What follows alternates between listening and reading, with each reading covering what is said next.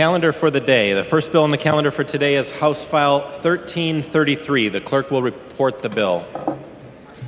House File number 1333. Number 1 on the calendar for the day, an act relating to civil law, the second engrossment. I recognize the member from Anoka, Representative Scott, to introduce your bill. Thank you, Mr. Speaker. And there should be an amendment coming around. I think I have just a technical amendment.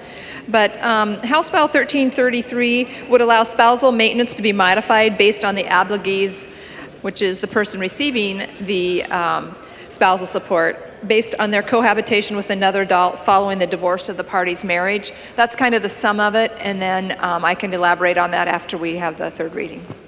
There is an amendment at the desk. The clerk will report the amendment. Scott moves to amend House File number 1333, the second engrossment, and the amendment is coded DE3.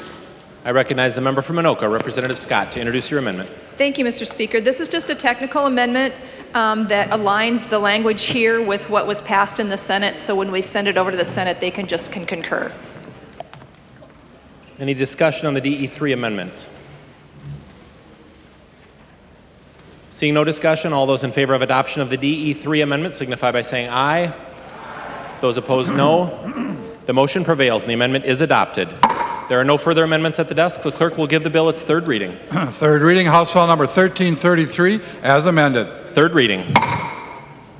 Discussion on the House file as amended. The member from Anoka, Representative Scott. Thank you, Mr. Speaker. I just wanted to elaborate a little bit more on what this law would do. For those of you that didn't have the benefit of being in one of the committee hearings, it's to focus on an abuse in current law. Much of family law, as we know, was written back in the 70s and 80s when times were somewhat different.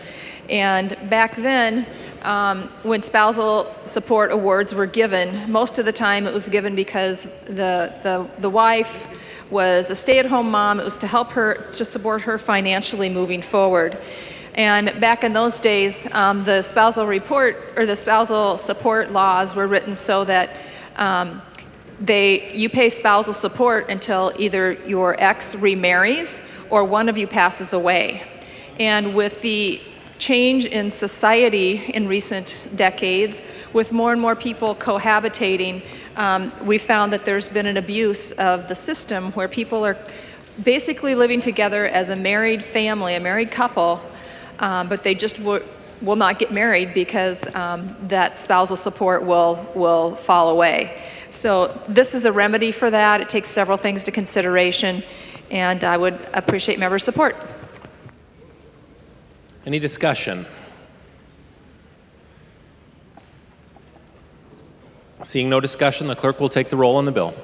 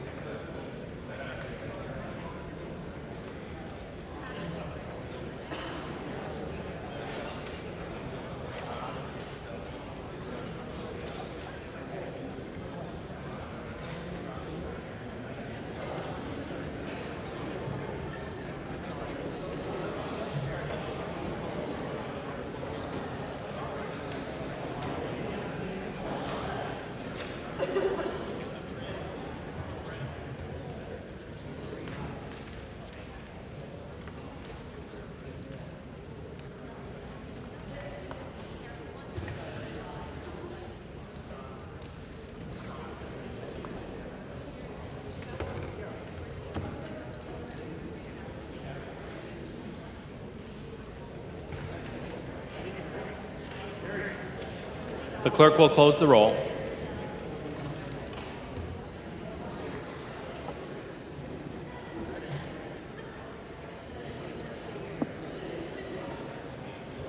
There being 112 ayes and 9 nays, the bill is passed as amended and its title agreed to.